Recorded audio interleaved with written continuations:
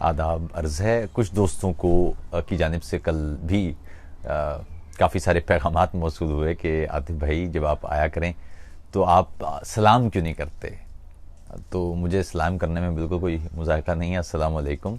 آداب کہنا ایک تو مجھے اچھا لگتا ہے, دوسری وجہ یہ ہے کہ مجھے لگتا ہے کہ کہیں کوئی کسی دور کسی گوشے میں کوئی ہندو, کوئی سکھ, کوئی مسیحی یا کسی اور مذہب کا ماننے والا وہ بیٹھا خاموشی سے اس گفتگو کو سن رہا ہوگا, اور میرے السلام علیکم کہنے سے شاید اسے یہ شائبہ ہو کہ اس کی بات نہیں ہو رہی ہے. اس لیے میں جب آداب کہتا ہوں تو اس کا مقصد یہ ہوتا ہے کہ تمام لوگ شامل ہو جائیں, کیونکہ آداب اردو زبان میں ہماری تہذیب کا حصہ ہے. تو بہرحال جو مسلمان دوست ہیں انہیں السلام علیکم, جو مسیحی ہیں انہیں ہیلو, جو کسی اور مذہب کو ماننے والے ہیں وہ اپنے طور پر جو بھی ان کا اچھا لفظ ہے وہ سمجھ لیں.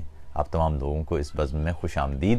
اب آج کی بزم اہم ہے, گفتگو ضروری تھی, کیونکہ میری خواہش یہ ہوتی ہے کہ ایسے موضوعات جن پہ گفتگو نہیں ہو رہی ہے یا ان کے بارے میں بالکل ہی ایک دوسرا نقطہ نگاہ ہے ہمارے ہاں, ان پر تفصیل سے بات ہو, اور آپ لوگوں کو جس انداز کی چیزیں مقامی میڈیا پر دکھائی دے رہی ہوتی ہیں یا اخبارات میں آ رہی ہوتی ہیں ان سے ہٹ کر ذرا دوسرے نقطہ نگاہ سے ان پر غور کیا جائے.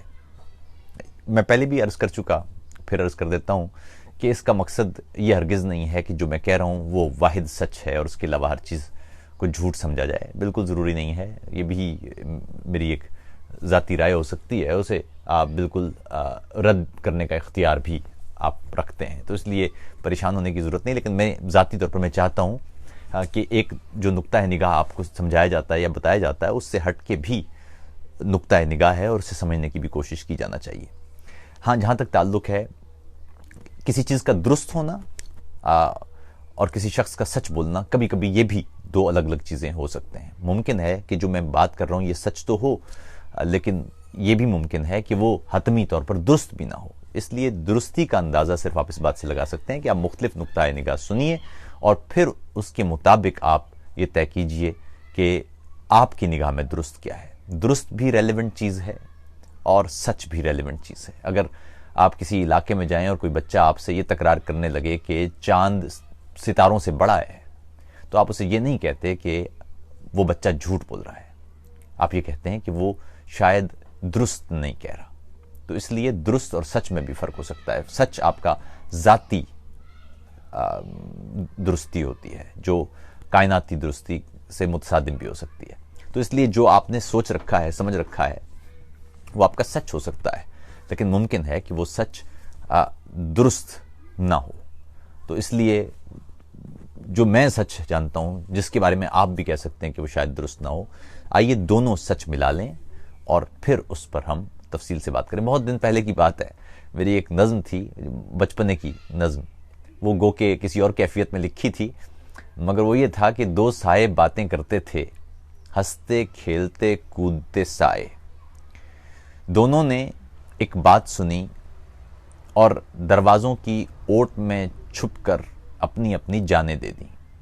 ایک ادھورے سچ کا قیدی, دوسرا آدھے سچ کا باسی. دو سچے لوگوں میں جیسے جھوٹی بحث چڑی ہوتی ہے. دونوں کو معلوم نہیں تھا آدھا اور ادھورا دونوں الگ الگ جھوٹے ہوتے ہیں, مل جائیں تو پھر بنتا ہے پورا سچ.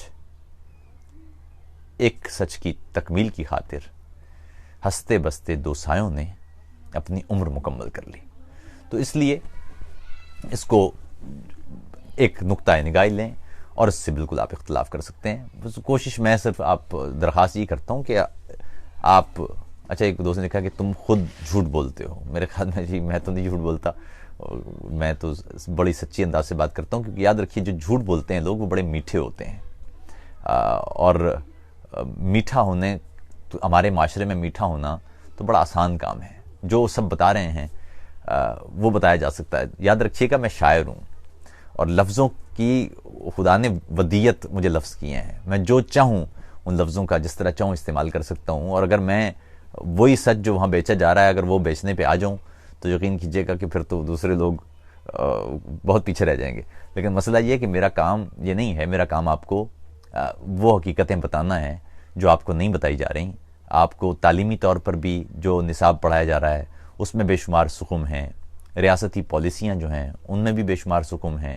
میڈیا کی حالت آپ کے سامنے ہے, صحافیوں کی حالت آپ کے سامنے ہے, عدالتوں کی حالت آپ کے سامنے ہے. اور ایسے میں اگر سچائی کے ساتھ آپ سے بات نہ کی جائے تو میرے خیال میں بطور لکھاری میں اپنے آپ کو مجرم سمجھوں گا. اس لیے ضروری ہوتا ہے کہ میں جو درست سمجھتا ہوں وہ میں پوری سچائی کے ساتھ آپ کی نظر کر دوں, اور اس میں کوئی جھول نہ رکھوں. اس کے لیے مجھے سخت ہونا پڑتا ہے, کئی دفعہ مجھے تلخ بھی ہونا پڑتا ہے, مجھے کڑوا بھی ہونا پڑتا ہے. بہت سارے ایسے لوگ جو عام حالات میں جو شاید مجھ سے بات بھی نہ کر سکیں یا میں ان سے بات نہ کروں, یا جن کی شاید پہنچ بھی نہ ہو, وہ بھی یہاں گالیاں لکھتے پھرتے ہیں, القابات دیتے پھرتے ہیں. لیکن ٹھیک ہے, خیر ہے, یہ بھی اس کا حصہ ہے.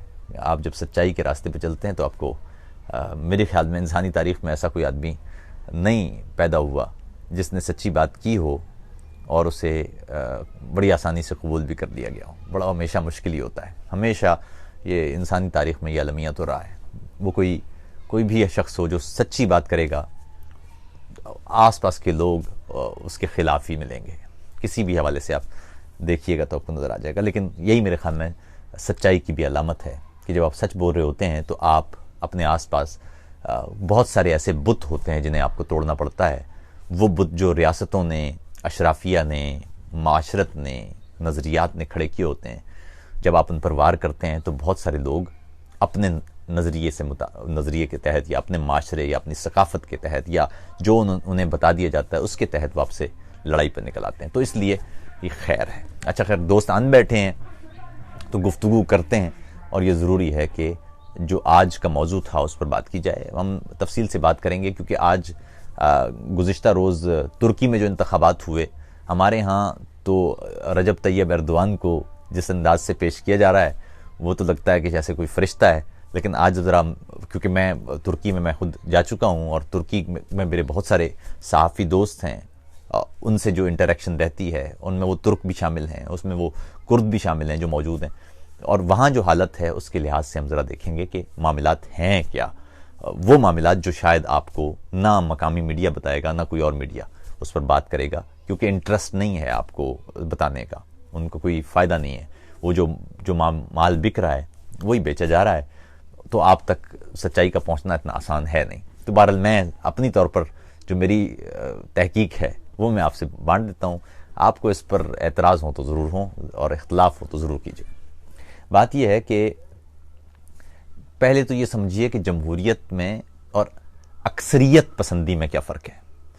یہاں سوئٹزرلینڈ میں مسلمانوں کی میناروں والی مسجد پر ایک ریفرینڈم ہوا, اور یہاں کی اکثریت نے کہا کہ جی مسجدوں کے مینار ہمیں نہیں چاہیے, اور سوئٹزرلینڈ بھر میں تمام مساجد کے مینار ختم کر دیے گئے. اسی طرح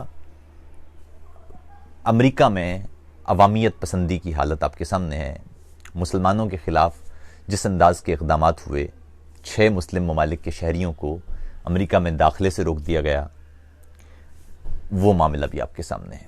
ابھی چند دن پہلے کی بات ہے, جنوبی امریکہ سے جو لوگ امریکہ ہجرت کر کے, غریب لوگ, بھوک اور افلاس سے تنگ لوگ, وہ آیا کرتے تھے. جنوبی امریکہ میں آپ جانتے ہیں کہ ڈرگز کا ایک بڑا مسئلہ ہے, بے شمار مسائل اور بھی ہیں. وہاں لا قانونیت کے معاملات ہیں. وینزویلا کا علاقہ آپ کو معلوم ہے, بولیویا وغیرہ, یہاں پر بہت زیادہ غربت ہے. یہاں سے لوگ اپنا سب گھر بار بیچ کر وہ امریکہ کی طرف ہجرت کر رہے ہیں, اور وہاں جو سرحد ہے میکسیکو کے ساتھ لگنے والی, وہاں ماں باپ کو بچوں سے الگ کر دیا گیا, اور شور مچاتے رہ گئے تمام سول سوسائٹی کے لوگ کہ یہ کیا معاملہ ہے. یہ تو امریکی قانون کے بھی خلاف ہے, انسانی اقدار کے بھی خلاف ہے کہ چھوٹے چھوٹے بچوں کو آپ ماں باپ سے الگ نہیں کر سکتے. اور اس پر جو وہاں پر دائیں بازو کے لوگ ہیں وہ خوشیاں منا رہے تھے. پھر اسی طرح یورپ بھر میں بھی جو دائیں بازو کی تنظیمیں ہیں, جو مسلمانوں کے بھی خلاف ہیں, جو مہاجرین کے بھی خلاف ہیں, تارکین وطن کے بھی خلاف ہیں, وہ بھی اسی طرح سر اٹھا رہی ہیں. ہندوستان کی مثال بھی آپ کے سامنے ہے, جہاں پچھلے کچھ عرصے میں قوم پرستی تیز رفتاری سے بڑھی ہے. وہاں آپ دیکھتے ہیں کہ ہندوستان کا دستور سیکولر ہونے کے باوجود اور وہاں جمہوریت کو 70 سال گزر جانے کے باوجود پچھلے کچھ عرصے میں قوم پرستی اور شدت پسند تنظیمیں کتنی تیزی سے آگے بڑھی ہیں اور اقلیتوں پر کس انداز کے مظالم ہم نے دیکھے ہیں. سڑکوں پر لوگوں کو گائے کا گوشت یا گائے ایک جگہ سے دوسری جگہ لے جانے پر انہیں مارا گیا، انہیں کوڑے مارے گئے، ڈنڈوں سے مارا گیا. اسی طرح کسی مسلمان کی کسی ہندو لڑکی کے ساتھ شادی کے معاملے پر بھی شدت پسندانہ رویے اور واقعات ہمارے سامنے آئے. یعنی حقوق غصب کرتے ہوئے ہم بڑی آسانی کے ساتھ کبھی ملک کا نام لے لیتے ہیں، کبھی مذہب کا نام لے لیتے ہیں. مذہب کے نظریات کو استعمال کر کے، ملک کے نظریات کو استعمال کر کے، وطن پرستی کے نظریات کو استعمال کر کے، قوم پرستی کے یا نسل پرستی کے مختلف بیانیوں کو استعمال کر کے ہم دوسرے انسانوں کے ساتھ جس انداز کا ظلم کرتے ہیں وہ ہمارے سامنے ہے. اور یہ انسانیت کے نام پر بھی دھبا ہے. تاریخ میں ایسے لوگ، ایسے نظریات اور ایسے رویے وہ لکھے جا رہے ہوتے ہیں. تاریخ لکھی جا رہی ہے اور اس میں لکھا جائے گا. دوسری بات یہ کہ یہ تمام شدت پسند یہ ایک دوسرے کے خلاف یعنی دوسری برادریوں کے خلاف کاروائیاں کر کے اصل میں دوسرے ممالک میں اپنے سے متصادم عوامی سطح پر اپنے سے متصادم اپنے خلاف یا اپنے دشمن جو دوسرے انہی طرح کے جو لوگ ہوتے ہیں انہیں معاونت بھی کر رہے ہوتے ہیں. پاکستان میں کسی مسیحی کے ساتھ، کسی ہندو کے ساتھ جب کوئی زیادتی کرتا ہے تو اس زیادتی پر بات نہیں کرتا، بلکہ وہ یہ کہتا ہے کہ جی بھارت میں بھی تو شدت پسند یہی کر رہے ہیں.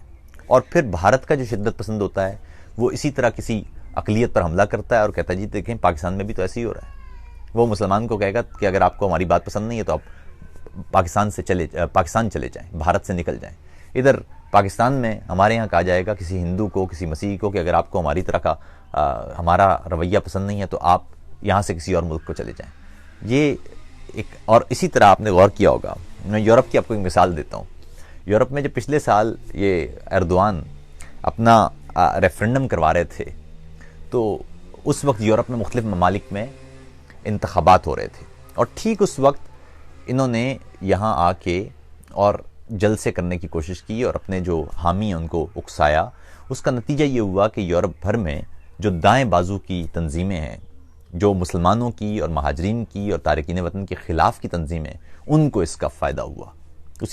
اسی طرح ان کے اقدامات کی وجہ سے وہاں ایردوان کو فائدہ ہوا.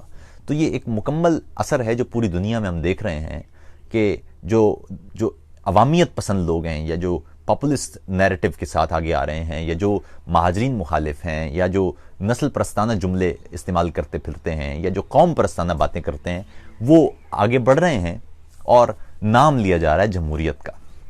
تو پھر کہوں گا کہ سوال یہ ہے کہ جمہوریت ہے کیا؟ جمہوریت کو آپ اکثریت کی رائے یعنی میجورٹزم آپ اس کو نہ سمجھیں. یعنی آپ یہ نہ سمجھیں کہ اگر اکثریت نے رائے دے دی ہے تو اب ویسا ہی ہوگا. یہ جمہوریت کی رائے شاید ہمارے ملک میں اس طرح کی سمجھی جاتی ہے. مثال کے طور پر اگر آپ آج ریفرنڈم کرا لیں کہ پاکستان سے تمام ہندوؤں کو ختم کر دینا چاہیے تو ہو سکتا ہے کہ ریفرنڈم میں 50% سے زیادہ لوگ یہ بات کر دیں. یا آپ یہ کہہ دیں کہ تمام احمدیوں کو ختم کر دینا چاہیے یا ملک سے نکال دینا چاہیے تو بھی ہو سکتا ہے کہ 50% سے زیادہ لوگ اس کے حق میں فیصلہ دے دیں یا کسی اور مذہب یا مسلک کے بارے میں. تو ایسا ممکن ہے، لیکن سوال یہ ہوگا کہ کیا اس انداز کا رویہ وہ جمہوری ہوگا؟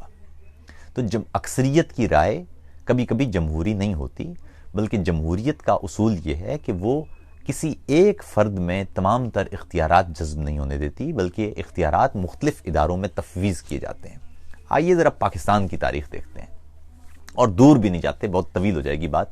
ذرا پیچھے جائیں تو آپ کو نظر آئے گا کہ بھٹو صاحب نے بطور chief martial law administrator, civilian martial law administrator کام کیا. تو ان پر تنقید کی گئی اس لیے کہ صرف ایک شخص میں پوری ریاستی طاقت آ گئی تھی اور اس کا نتیجہ بھی ہم نے دیکھا.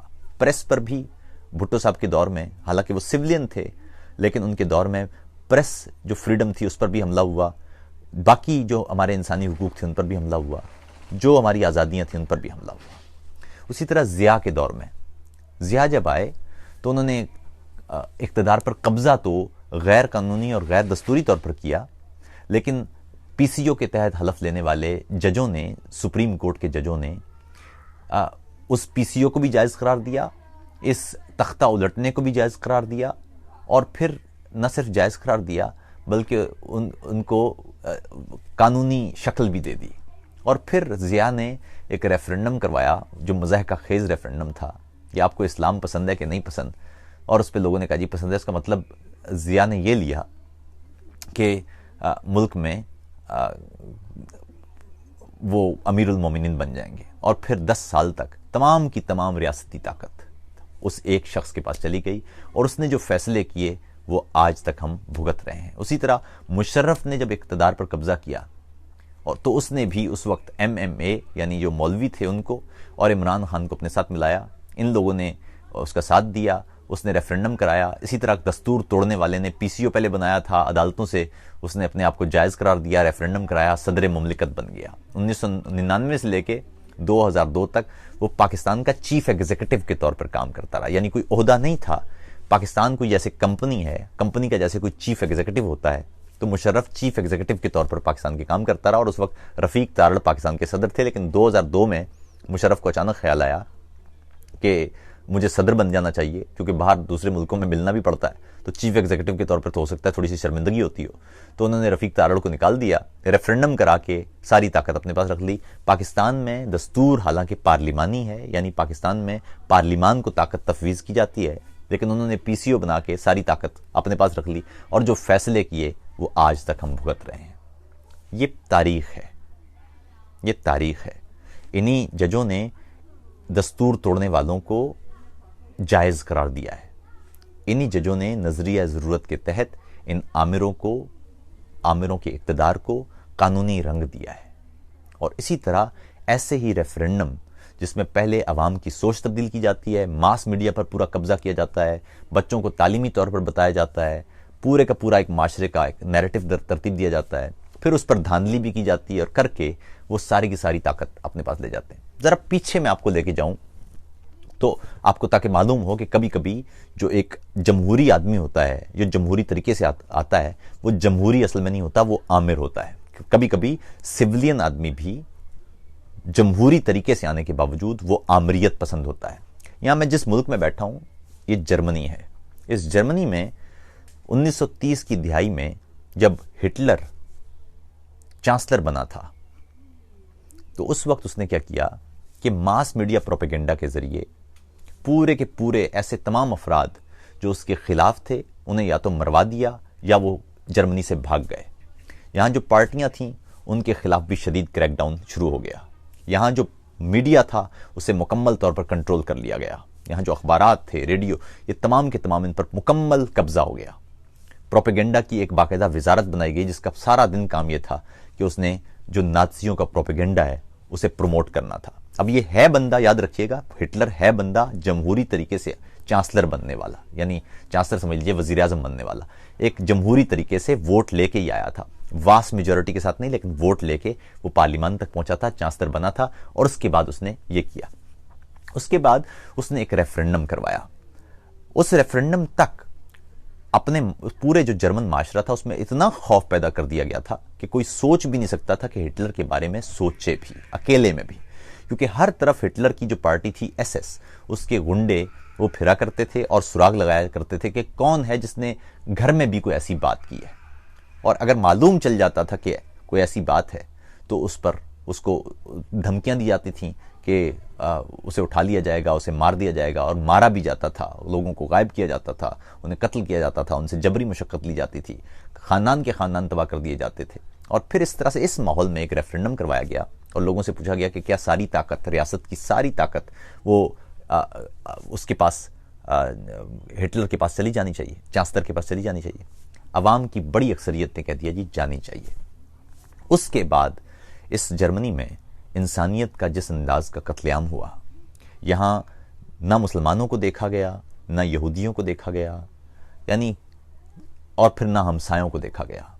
ان لوگوں کو جو معذور تھے، جو جن میں ذہنی یا جسمانی معذوری تھی، ان لوگوں کو اٹھا کے گیس چیمبروں میں ڈال کے انہیں ختم کیا گیا، کیونکہ ان کے بارے میں ان کا خیال تھا کہ وہ معاشرے کے لیے پروڈکٹیو نہیں ہے، وہ معاشرے پر بوجھ ہیں۔ وہ پورے لوگ بچے تک، ان سب کو جن کے بارے میں ذہنی یا جسمانی معذوری کا احتمال ہوتا تھا، ان بچوں کو ماں باپ سے الگ کر کے انہیں تیزابوں کے ڈرموں میں سمجھ لیجیے ڈال دیا جاتا تھا، انہیں غرق کر دیا جاتا تھا۔ لاکھوں لوگ صرف نسل کی بنیاد پر، مذہبی بنیاد پر، یا ہٹلر کی آئیڈیالوجی سے اتفاق نہ کرنے کی بنیاد پر، اس طرح سے لوگوں کو، لاکھوں کروڑوں لوگوں کو غرق کر دیا گیا۔ پھر دوسرے ملکوں پر حملے کیے گئے اور وہاں بھی انسانوں کا اسی انداز سے قتل عام کیا گیا، عورتوں کو غلام بنایا گیا، لوگوں کو غلام بنایا گیا، جبری مشقتیں کروائی گئیں اور لوگوں کو اسی طرح قتل کیا گیا۔ لاکھوں کروڑوں لوگ اس طرح مارے گئے۔ اس وقت دنیا کی آبادی 7 ارب کی طرح نہیں تھی، اس وقت دنیا کی آبادی کم ہوا کرتی تھی۔ اس دور میں دوسری عالمی جنگ میں قریب 63 ملین انسان وہ اس جبر، اس استحصال کی بھینٹ چڑھے تھے۔ اس میں وہ لوگ بھی شامل تھے جو اتحادی حملوں میں مارے گئے، ان میں وہ لوگ بھی شامل تھے جو جاپانیوں کی وجہ سے مارے گئے، لیکن ایک دنیا کی آبادی کا ایک بڑا حصہ اس طرح سے تباہ ہوا۔ آپ یہ اندازہ لگائیے کہ کئی لوگ تھے جو دنیا کے مختلف براعظموں میں تھے، ان تک کے خاندان اس میں متاثر ہوئے۔ تو تھا تو جمہوری آدمی، آیا بھی جمہوری طریقے سے تھا، لیکن آمریت کی پھر اس نے حد کر دی۔ تو اس لیے یہ ضروری نہیں ہوتا کہ کوئی فوجی جرنیل ہی ہوتا ہے اور وہ ساری طاقت اپنے پاس رکھ لیتا ہے اور وہ آمر ہوتا ہے۔ آمر کوئی بھی ایسا شخص ہو سکتا ہے جو تمام اداروں کی طاقت اپنے اندر جذب کر لے۔ یہ ہے بنیادی کلیہ۔ وہ جبر سے کرے، وہ قانون اور دستور توڑ کے کرے یا قانون اور دستور کو تبدیل کر کے کرے، جب بھی کسی ایک شخص میں ریاست کی ساری طاقت آ جائے گی، وہ آمر کہلائے گا۔ دوسری بات یہ کہ ایک مغالطہ ہے کہ عاطف توقیر صاحب، شاید آپ ایردوان صاحب پر تنقید اس لیے کر رہے ہیں کہ وہ اسلام پسند ہیں۔ مجھے معلوم نہیں وہ کون سے اسلام پسند ہیں، لیکن میں آپ کو تھوڑا سا آپ کے حقائق درست کروا دوں۔ بات اسلام پسند کی یا اسلام غیر پسند کی نہیں ہے، بات ہے اصول کی۔ جب مصر میں السیسی نے محمد مرسی کا تختہ الٹا، محمد مرسی کا تعلق اخوان المسلمون سے تھا، لیکن وہ ملک کا جمہوری طور پر منتخب کیا گیا صدر تھا۔ السیسی لبرلز کی طرف سے تھا یا لبرل تھاٹ کا تھا، لیکن ایسے موقع پر میں اور مجھ جیسے تمام لوگ جو جمہوریت کو اصل سے مانتے ہیں، ہم نے اس وقت محمد مرسی کا ساتھ دیا تھا۔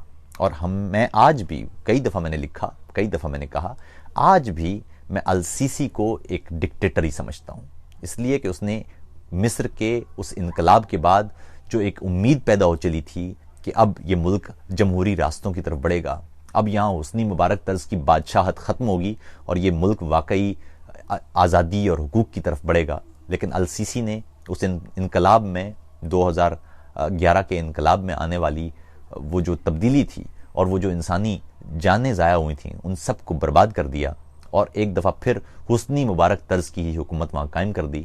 میڈیا پر کنٹرول، سکولوں پر کنٹرول، کالجوں پر کنٹرول، جس شخص نے ان کی بات کی ان کو قتل کیا گیا۔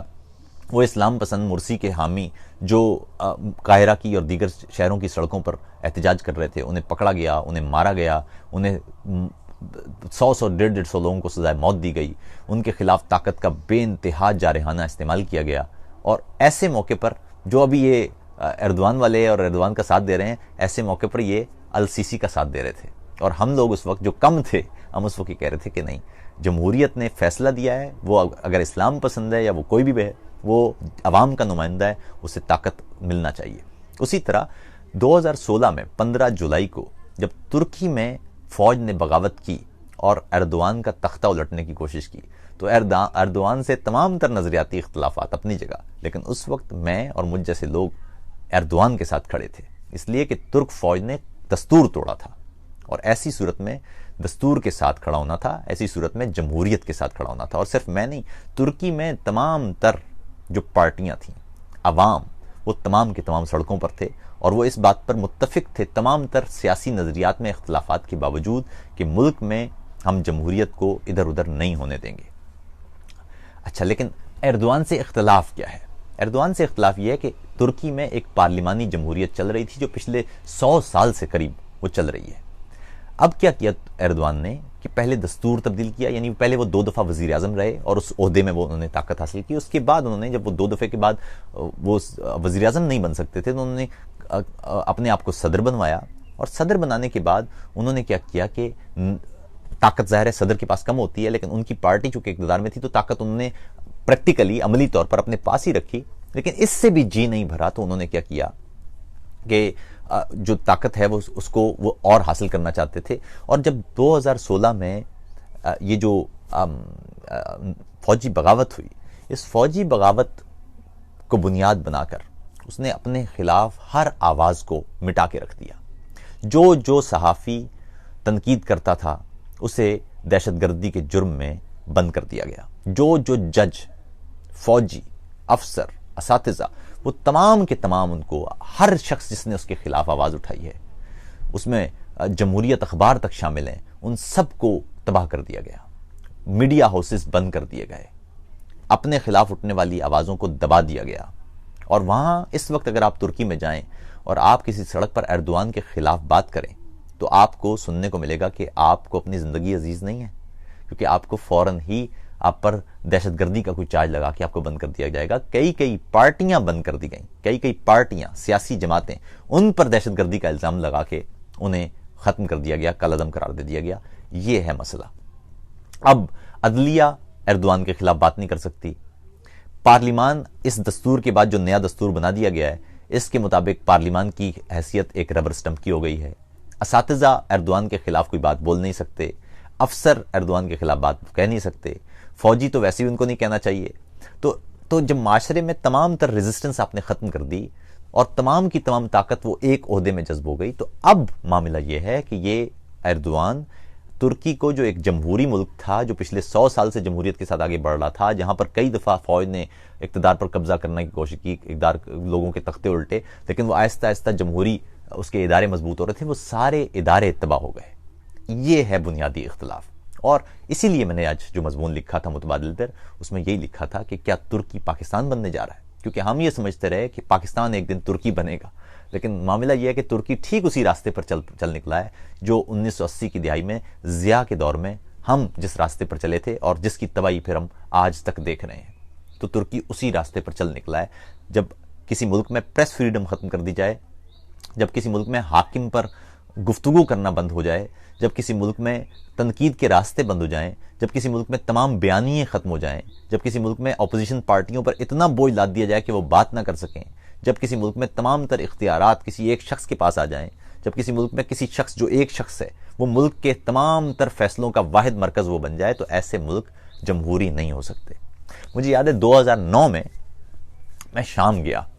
شام میں وہاں جا کے جو میرا پہلا خیال تھا وہ یہ، اور کچھ لوگ جو ہمارے یہاں اہل تشیع میں شاید بشار الاسد سے بڑی محبت رکھتے ہیں، لیکن میں بڑی معذرت کے ساتھ میں سچائی سے آپ کو بتا دیتا ہوں. 2009 میں جب وہاں پر پہنچا تو وہاں مختلف مقامات پر، خاص طور پر حلب کا جو علاقہ ہے الیپو، وہاں پر بھی جانا ہوا، دمشق میں بھی جانا ہوا. تو مختلف علاقوں میں گیا، وہاں مختلف لوگوں سے بات کر رہا تھا، لیکن مجھے ایک چیز نظر آئی، وہاں پر ہر جگہ بشار الاسد کی تصویر تھی یا حافظ الاسد کی تصویر تھی. اور میں اس وقت میں نے کہا کہ یہ کیسی آمریت ہے آپ لوگوں کے ملک میں، کیونکہ آمریت کا اصول یہ ہے کہ وہاں پر ہر وقت ہر جگہ وہ، کیونکہ ایک ہی بیانیے سے ملک چل رہا ہوتا ہے، تو اس کا نتیجہ یہ ہوتا ہے کہ ہر طرف آپ اس عامر کی تصویر دیکھنے لگ جاتے ہیں. بشار الاسد نے، حافظ الاسد کے پورے خاندان نے کیا کیا تھا کہ تمام پارٹیاں ختم کر دی تھی، صرف ایک باس پارٹی تھی اس ملک میں، اور اختلاف کی کوئی جگہ نہیں تھی. تو مجھے یاد ہے کہ میں نے اپنے اس دوست کو کہا تھا کہ شام اس وقت ایک لکڑی کا ایک ایسا ڈھیر ہے، کوئلے کا ایک ایسا ڈھیر ہے جس پر تیل پڑا ہوا ہے. اگر کسی نے بھی یہاں لائٹر جلایا یا ماچس جلائی تو ایک ایسی آگ لگے گی کہ یہ ملک پھر کبھی اپنے پیروں پر کھڑا نہیں ہو سکے گا. یہ وجہ تھی. اور مجھے یاد ہے 2009 میں اگست کی بات ہے، اور میں اس وقت یہ بات کر رہا تھا کیونکہ وہاں لوگ بشار الاسد کا نام لیتے ہوئے بھی ڈرنے لگتے تھے کہ اس پر کوئی بات ہو تو وہ ڈرنے لگتے تھے کہ کہیں باس پارٹی کا کوئی آدمی دیکھ نہ لے یا ہماری کوئی بات سن نہ لے، اگر سن لی تو ہماری زندگی ختم ہو جائے گی. یہ خوف تھا. اور یہ خوف جہاں کوئی حاکم استعمال کر رہا ہو، لوگوں پر طاقت کا استعمال کر رہا ہو، لوگوں کو ان کی آزادیاں چھین رہا ہو، میں اس پر بات نہیں کرنا چاہتا کہ بشار الاسد کوئی اچھا آدمی ہے، برا آدمی ہے. میں صرف یہ بات کر رہا ہوں کہ طاقت کا، اختیارات کا ارتکاز جب ایک شخص کے پاس ہوتا ہے تو کتنا کچھ نقصان دہ ہو سکتا ہے. تو اس کا نتیجہ پھر آپ نے 2011 میں دیکھا. وہاں مارچ میں دیرہ میں وہ شروع ہوئے مظاہرے، اور وہاں پر ان مظاہروں کو قابو کرنے کی بجائے وہاں پر طاقت کا استعمال کیا گیا، اور اس کے بعد پھر ظاہر ہے بین الاقوامی طاقتیں بھی آ گئیں اور شام کے جو دشمن تھے وہ بھی آ گئے اور مڈل ایسٹ کے جو شام کے دشمن تھے وہ بھی آ گئے اور پھر ایک طرف سے ایران اور روس مل گئے اور دوسری طرف سے امریکہ اور جو سعودی عرب اور اس طرح کے اتحادی ہیں وہ شامل ہو گئے، اوپر سے ترکی بھی شامل ہو گیا، تو پھر وہاں جو کھچڑی پکنی تھی وہ یہی ہے۔ تو یہ ہے بنیادی معاملہ۔ اسی طرح لیبیا میں آپ نے دیکھا، لیبیا میں تمام کی تمام طاقت کا ارتکاز معمر قذافی کے پاس تھا اور وہاں پر گو کی حالت لوگوں کی بہتر تھی، آج کے مقابلے میں تو بہت بہتر تھی، لیکن وہ کہ وہاں پر بھی آپ قذافی کے خلاف بات نہیں کر سکتے تھے، حکومت پر تنقید نہیں کر سکتے تھے، ساری طاقت ایک شخص کے پاس تھی، تمام ادارے ایک شخص کے تابع تھے۔ ایسا علاقہ جہاں پر تمام کی تمام طاقت ایک شخص کے پاس آ جائے، تمام کے تمام ادارے ایک شخص کے قبضے میں چلے جائیں، وہاں کچھ بھی برباد ہونا وہ بہت آسان ہوتا ہے۔ وہاں پر آپ کا دشمن ہو یا کوئی دوست ہی ہو، وہ ایک ہلکی سی تیلی لگائے گا اور وہ پورا معاشرہ اڑ جائے گا۔ تو یہ ہے بنیادی اختلاف۔ میں نے آپ کو تاریخی حقائق بھی آپ کی نظر کر دی ہیں اور آپ کو بتا دیا کہ یہ بنیادی وجہ ہے۔ ترکی کی میں ذاتی طور پر بے انتہا محبت کرتا ہوں ترکی سے، اس لیے کہ میں ترکی بہت گیا ہوں، وہاں کے بہت سارے علاقے ہیں جو میں نے دیکھے ہیں، وہاں پر میرے بہت سارے دوست ہیں، بہت سارے صحافی دوست ہیں، ان سے مسلسل گفتگو ہوتی رہتی ہے اور میں خود ذاتی طور پر دعا کرتا ہوں کہ ترکی امن اور سکون کی طرف ایک جو اس کا سفر ہے اور جو ترقی کی طرف سفر ہے وہ جاری رکھے، لیکن اس کے لیے ضروری یہ ہے کہ وہ ضرور راستے اختیار کیے جائیں جن میں کسی طرح کا یہ احتمال نہ ہو کہ اس میں کوئی ایک شخص کے پاس ساری طاقت آ گئی ہے اور کچھ بھی ذرا سا بھی نقصان وہ خوفناک حد تک بڑھ سکتا ہے۔ کچھ عرصے پہلے کی بات ہے، تو مثال کے طور پر رجب طیب ایردوان کی جو پارٹی ہے اس کے کچھ رہنماؤں پر کرپشن کے الزامات سامنے آئے تھے، لیکن اس کرپشن کے الزامات کا جواب دینے یا اپنی پارٹی کا احتساب کرنے کی بجائے، جس میں ابھی میں ایردوان کی مزید بھی باتیں کرتا ہوں، اس کا احتساب کرنے کی بجائے ان صحافیوں کے خلاف ملک دشمنی کا اور ریاست دشمنی کا وہ مقدمہ دائر کر دیا گیا۔ اسی طرح ایک خفیہ میٹنگ ہوئی تھی اے کے پارٹی کی، جو اے کے پی ہے، جو ایردوان کی پارٹی ہے اور حکومتی کابینہ ہے، کہ یہ لوگ یہ طے کر رہے تھے کہ داعش سے تیل خریدنا ہے اور داعش کو ہتھیار دینے ہیں، یہ اس میں ہو رہا تھا اور وہ خبر لیک ہو گئی تھی ویڈیو کی صورت میں یا آڈیو کی صورت میں، اور اس کا نتیجہ یہ نکلا کہ اس بات کی انویسٹیگیشن کرنے کی بجائے کہ حکومتی اہلکار داعش جیسی دہشت گرد تنظیم سے کو ہتھیار دینے اور اس سے آئل خریدنے کی بات کر رہے ہیں، اس کا نتیجہ کتنا خطرناک ہو سکتا ہے ترکی کے لیے، ترکی کی قوم کے لیے، لیکن اس کے جواب میں ان صحافیوں کو دہشت گردی کے جرم میں، ملک دشمنی کے جرم میں انہیں جیل میں بھیج دیا گیا۔ یہ ہیں وہ رویے جو خوفناک ہیں، اور اس لیے میں نے لکھا کہ ترکی کو رجب طیب ایردوان ضیاء الحق کی طرح چلا سکتا ہے اور وہاں خرابیاں پیدا ہو سکتی ہیں۔ یہ تھا بنیادی معاملہ۔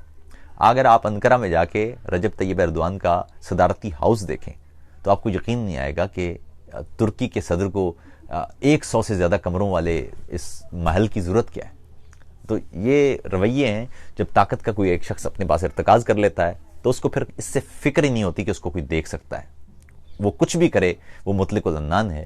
اور اسی لیے میں نے لکھا تھا کہ ترکی نے اب اپنا صدر نہیں بلکہ بادشاہ منتخب کر لیا ہے، اور یہ آپ آگے جا کے دیکھیں گے کہ اس کے کتنے شدید نقصانات ہو سکتے ہیں۔ اسی لیے میں بار بار کہتا ہوں کہ اصول کے ساتھ ہمیشہ چلنا چاہیے، اس کا فائدہ ہوتا ہے، اس کا فائدہ یہ ہوتا ہے کہ آپ کو بار بار راستہ تبدیل نہیں کرنا پڑتا۔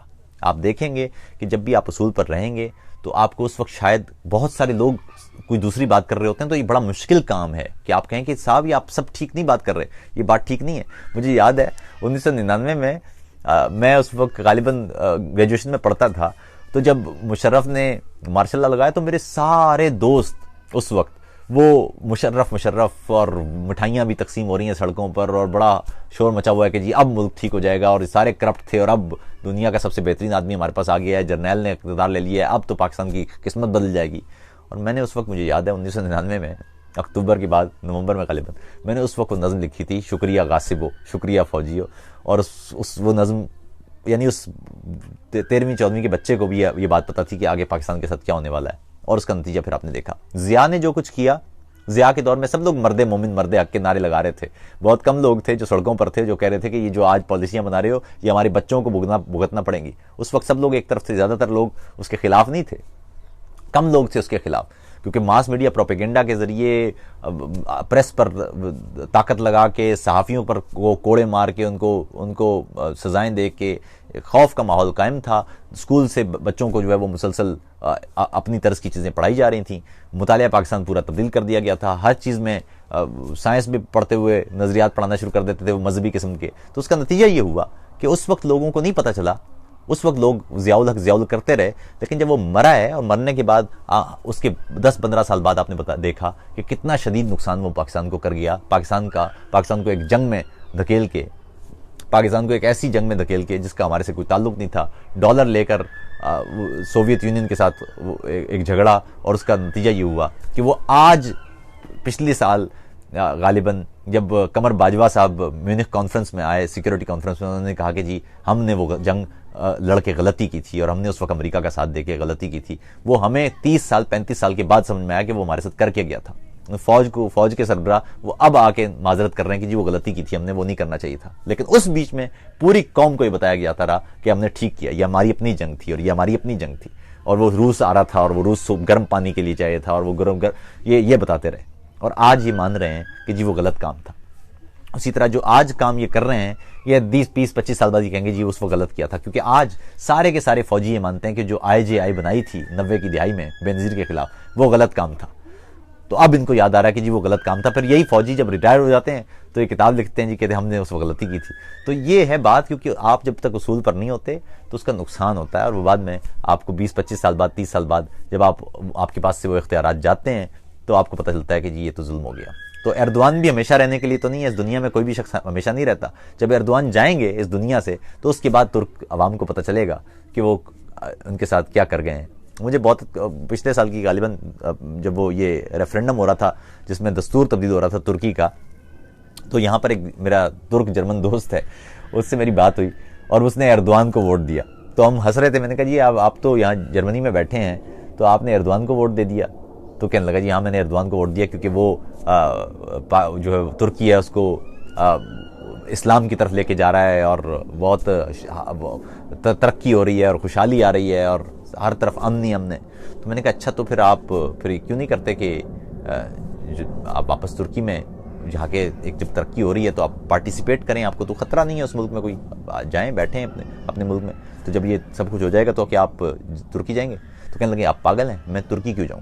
تو میں نے کہا تو آپ ایک ایسے ملک کے لیے ووٹ ڈال رہے ہیں جس میں آپ نے جانا نہیں ہے، یہ تو زیادتی کر رہے ہیں، آپ ایک قوم کا فیصلہ آپ کر رہے ہیں اور آپ کا خیال یہ ہے کہ آپ کبھی وہاں جانا نہیں چاہتے۔ مجھے بالکل اسی طرح سے یاد آیا جب سوات میں یہ جو شریعت بل کا معاملہ تھا، غالباً 2007 کی بات ہے، میں اس وقت کراچی میں ہوا کرتا تھا اور ایک TV چینل پہ کام کرتا تھا، تو وہاں ہمارا ایک دوست تھا، اس نے کہا جی یہ ٹھیک ہو رہا ہے، طالبان اگر اسلامی نظام نافذ کر رہے ہیں تو یہ ٹھیک کام ہے، کیا مسئلہ ہے، آپ کو مذائقہ کیا ہے؟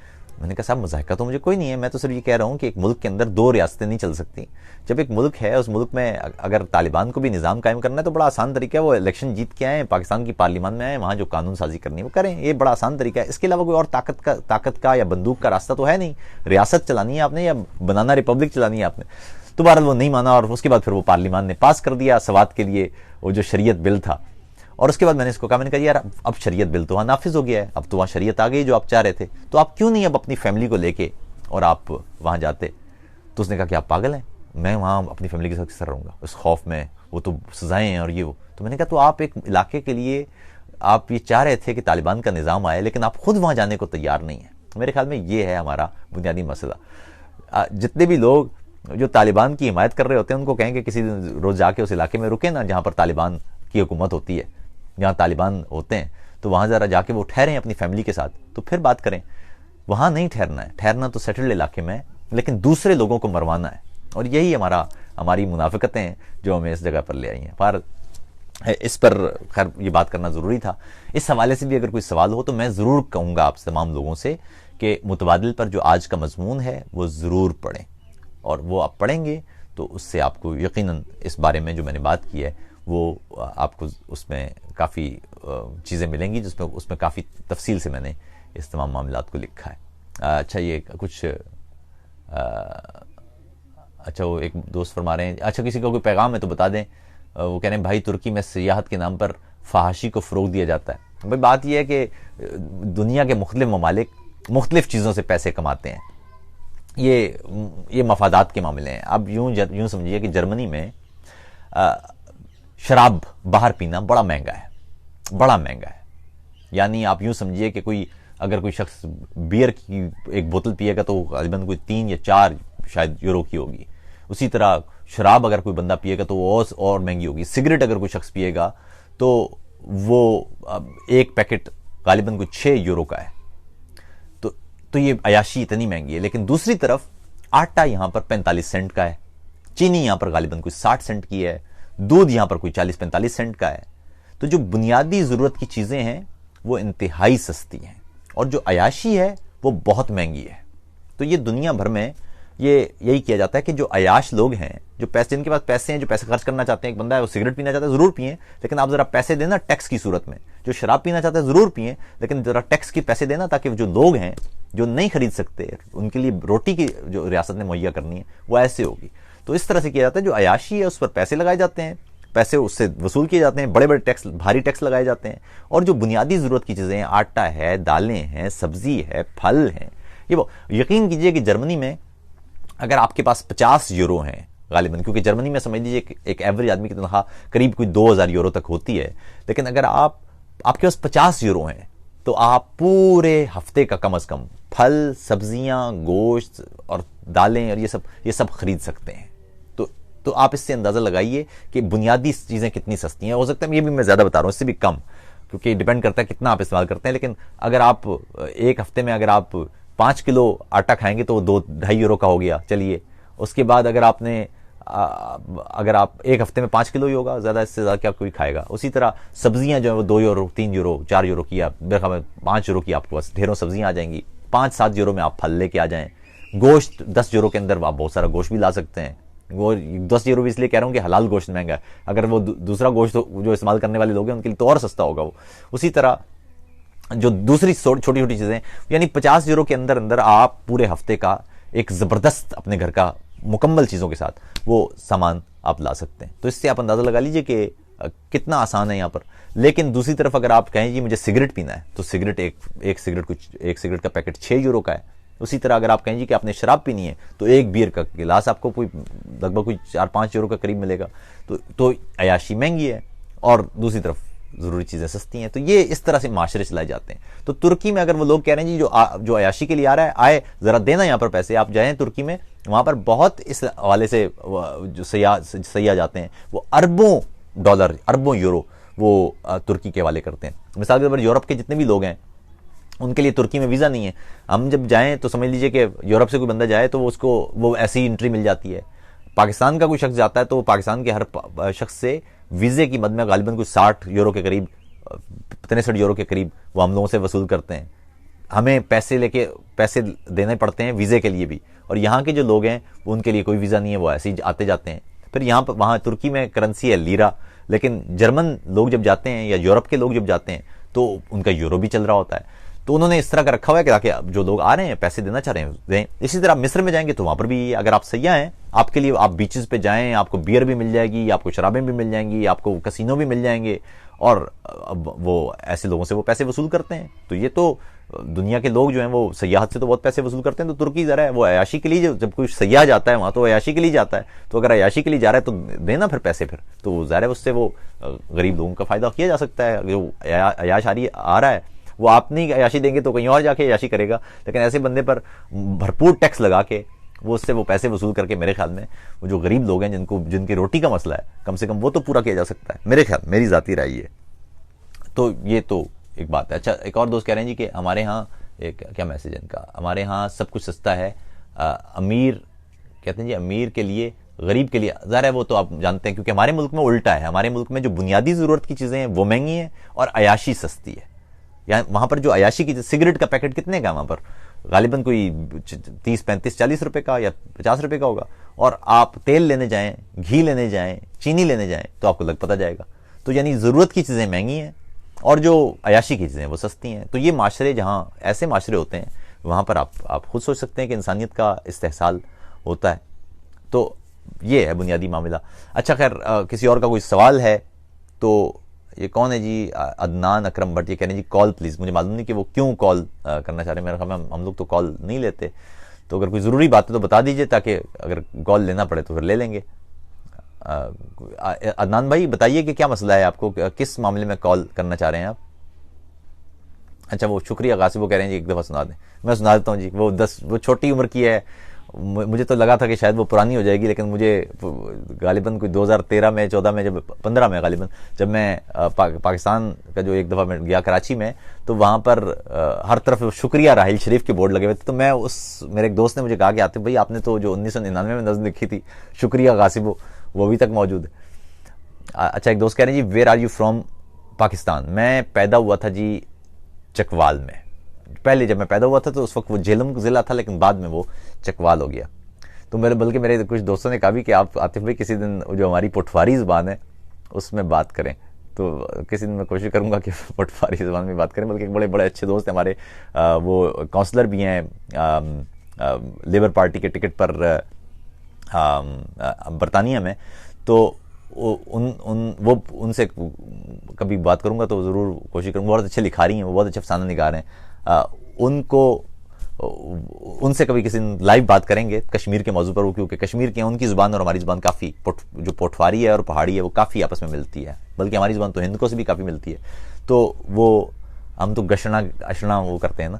تو خیر وہ ضرور ان سے بات ہوگی. تو پھر میں کوشش کروں گا کہ تھوڑا سا پنجابی میں بھی بات ہو، کیونکہ گھر میں ہم لوگ بہرحال پٹواری زبان ہی بولتے ہیں امی ابو کے ساتھ. لیکن باہر ذرا اردو پھر سیکھنی پڑ گئی. اچھا خیر، اور کسی کا کوئی سوال ہو تو صاحب مجھے بتا دیجئے، پھر میں آپ سے اجازت چاہوں. کافی لمبی بات ہو گئی آپ لوگوں کے ساتھ. پاکستان کے الیکشن 2018 پہ ذرا بات کریں. اکارڈنگ ٹو کیا ہے، اکارڈنگ الیکٹیبلز ممبر. دیکھیں وہ میں بات کر چکا ہوں پہلے. ویسے کل میں تفصیلی اس پر غالباً کوشش کروں گا کہ اس پہ بات ہو، کیونکہ کل مجھے تھوڑا سا وقت دستیاب ہوگا. اس پر تفصیلی بات کریں گے. میں صرف یہ بتاؤں کہ پاکستان میں یہ جو انتخابات ہیں اس میں خاصی ریگنگ ہوگی اور ہو رہی ہے. پری پول ریگنگ تو جس طرح میں دیکھ رہا ہوں وہ غیر معمولی ہے. اور ایسے موقع پر میں کم سے کم آپ سے یہ کہہ سکتا ہوں کہ آپ اپنے کیمراز کے ساتھ، جو کیمرے والے موبائل ہیں وہ ضرور رکھیے گا پاس. وہ کوئی فوجی ہو کہ کوئی سیاستدان ہو، کوئی پولنگ ایجنٹ ہو کہ کوئی ریٹرننگ افسر ہو، جو بھی ہو، وہ اگر گڑبڑ کر رہا ہو تو آپ ویڈیو بنا کے اسے ضرور شیئر کیجیے گا، کیونکہ آپ اب خود صحافی بھی ہیں. تو یہی ایک طریقہ ہے میرے خیال میں. لیکن جس طرح کی ریاستی مشینری اس وقت مجھے نظر آ رہی ہے، عدلیہ اور فوج اور جس طرح کے، تو اس میں تو مجھے لگتا ہے کہ ایک شدید نوعیت کی دھاندلی ہوگی. لیکن بہرحال دیکھتے ہیں کہ اپنا بہت اچھا. ترکی اور غزہ کی سپورٹ، دیکھیے ترکی نے ہمیشہ غزہ کی سپورٹ کی، یہ بات درست ہے. ترکی غزہ کے حوالے سے ایردوان مسلسل بات کرتے رہے، بالکل اچھی بات ہے. لیکن مجھے تکلیف یہ ہے کہ غزہ پر جو اسرائیلی مظالم ہیں وہ تو ضرور اس پر تنقید ہونا چاہیے، اس پر اس کی مذمت کڑی سے کڑی ہونا چاہیے، اور فلسطین کے لوگوں کے لیے جتنی مدد ہم کرنا چاہیں ہمیں وہ ضرور کرنی چاہیے. لیکن یہ مذمت کرد افراد کے لیے کیوں نہیں ہے؟ یعنی اسرائیل اگر فلسطینیوں کو مار رہا ہے تو ایردوان کو اس پر تکلیف ہے، ہونی بھی چاہیے. لیکن ترک طیارے جب کردوں کے علاقوں پہ جا رہے ہیں اور بمباری کر رہے ہیں، اور ترک ٹینک وہاں کرد لوگوں کو تباہ کر رہے ہیں، ان کے گھر توڑ رہے ہیں، تو اس پر مذمت نہیں. یعنی وہ تو اپنے علاقے میں آپ کردوں کی اینٹ سے اینٹ بجا دیں تو ٹھیک ہے. فلسطین کے معاملے پر کیونکہ معلوم ہے کہ اس سے ووٹ بینک بن سکتا ہے، اس کا معاملہ استعمال کیا جا سکتا ہے مسلمانوں کے جذبات کے تحت، تو اس پر بات کرتے ہیں. تو یہ میرے خیال میں یہ ایک منافقت ہے. اگر آپ انسانیت کے واقعی ماننے والے ہوتے ہیں تو پھر تمام انسانوں کو ایک جیسا سمجھتے ہیں. کرد کیا انسان نہیں ہے؟ ان کے خلاف آپ طاقت، ان کو ایران میں بھی مار پڑ رہی ہے، ان کو عراق میں بھی مار پڑ رہی ہے، ان کو شام میں بھی مار پڑ رہی ہے، ان کو ترکی میں بھی مار پڑ رہی ہے، تو سب مار رہے ہیں ان کو. لیکن فلسطین آپ کو یاد ہوتا ہے. پاکستان میں آپ دیکھ لیں، فلسطین میں ہمیں بڑا دکھ ہے، برما کا بھی ہمیں دکھ ہے، کشمیر کا بھی ہمیں دکھ ہے. مگر یہی بات پشتونوں کا ہمیں دکھ نہیں ہے، بلوچوں کا ہمیں دکھ نہیں ہے، مہاجروں کا ہمیں دکھ نہیں ہے، سندھیوں کا ہمیں دکھ نہیں ہے. بلکہ پنجاب کے کئی علاقے ہیں، پنجاب میں جو غریب آدمی تباہ ہو رہا ہے اس کا بھی ہمیں دکھ نہیں ہے. تو ہمیں باقی تو دکھ سارے ہیں، اپنے ملک کی ہم بات نہیں کرتے. اور یہی کام دنیا کے مختلف علاقوں میں جو شدت پسند ہیں وہ کر رہے ہوتے ہیں. جو بھارت میں جو شدت پسند ہندو ہے اس کو پاکستان میں ہندو کا بھی دکھ ہے، اس کو دنیا بھر میں ہندوؤں کے ساتھ ہونے والی زیادتیوں کا بھی دکھ ہے، اس کو سری لنکا میں جو ہندوؤں کے ساتھ ہوا ہے وہاں بدھسٹ کے ہاتھوں اس پر بھی دکھ ہے. لیکن اپنے ملک میں وہ مسلمانوں کے ساتھ بھی وہی کریں گے، وہ ہندوؤں کے ساتھ بھی وہی کریں گے، جو سکھوں کے ساتھ بھی وہی کریں گے، وہ کرسچنز کے ساتھ بھی وہی کریں گے. اسی طرح ہمیں اپنے آس پاس سارے علاقوں کے دکھ ہمیں پورے یاد ہیں. لیکن ہم یہ نہیں کریں گے کہ جو اپنے ملک کے لوگ ہیں جو اپنے ملک کے ہندو ہیں، جو اپنے ملک کے عیسائی ہیں، یا معذرت جو مسیحی ہیں، عیسائی بری بات ہے کیونکہ وہ اپنے پسند نہیں کرتے لفظ، تو اگر وہ نان مسلمز جو ہیں پاکستان میں، ان کے ساتھ ہم ویسا سلوک نہیں کریں گے، لیکن ہمیں دنیا میں تمام مسلمانوں کے ساتھ کہیں کوئی زیادتی ہوگی تو ہمیں اس کی تکلیف ہوگی. تو یہ میرا خیال، اور مسلمانوں کے ساتھ کیا، اپنے ملک میں مسلمانوں کے ساتھ جو زیادتی ہو رہی ہے اس پر بھی ہم بات نہیں کریں گے. تو یہ ہے ہماری منافقتیں. ہزارہ قبیلہ اس کی اینٹ سے اینٹ بجا دی تو بولنے والا، ان کے لیے کوئی تکلیف نہیں ہے ہمیں، وہ ٹھیک ہو رہا ہے. جو بلوچوں کے ساتھ ہو رہا ہے وہ بھی ٹھیک ہو رہا ہے، جو سنیوں کے ساتھ ہو رہا ہے وہ بھی ٹھیک ہو رہا ہے، جو مہاجروں کے ساتھ ہو رہا ہے وہ بھی ٹھیک ہو رہا ہے، کیونکہ سب کے سب غدار ہیں ہمارے یہاں. تو یہ بتا دیا گیا کہ سب کے سب غدار ہیں. بس اس ملک میں سیاستدان بھی غدار ہیں، وابڈا بھی کرپٹ ہے، غدار ہے، اسٹیل مل بھی کرپٹ ہے، غدار ہے، استاد بھی سارے کے سارے ان پڑھ اور جاہل ہیں، کرپٹ ہیں، ہر چیز کرپٹ ہے. جی ایچ کیو کے علاوہ اس ملک میں جو ہے وہ سب کرپٹ. میں آپ کی نظر کرتا ہوں، کچھ دوستوں نے کہا کہ شکریہ سنا دیں، میں آخر میں سناتا ہوں، اس کے بعد پھر میں آپ سے اجازت چاہتا ہوں، بہت وقت ہو گیا. میں ترنم میں سناتا ہوں، پھر بتا دوں کہ یہ بہت پرانی نظم ہے، اب تو 18-19 سال ہو گئے، 1999 کی، اب تو 19 سال قریب ہو گئے ہیں. تو آپ کی نظر کر دیتا ہوں میں. شکریہ اس کا نام ہے. دل گرفتہ ہے مٹی کی تحقیر پر، کون ماتم کرے اپنی زنجیر پر. دل گرفتہ ہے مٹی کی تحقیر پر، کون ماتم کرے اپنی زنجیر پر. تم شہنشاہ ہو، تم شہنشاہ گر، ہم نے سر رکھ دیا خود ہی شمشیر پر. تم ہو کون و مکان، تم زمین و زمان، شہر یاراں کو دکھ ہے تو تقدیر پر. داد بھی دے رہے ہیں تمہیں مفلساں، شکریہ غاصبو، شکریہ فوجیو، شکریہ غاصبو، شکریہ فوجیو. اچھا، یہ عام فوجیوں کی بات نہیں ہو رہی ہے، پالیسی میکرز کی بات ہو رہی ہے، پہلے سے بتا دوں. وہ ہمارے یہاں فوراً سمجھا جاتا ہے کہ شاید عام فوجی کی بات ہو رہی ہے. میں خود عام فوجی کا بیٹا ہوں. تم نے مٹی میں فرقوں کی بو گوند دی، تم نے نسلوں کی نسلوں کو ویراں کیا.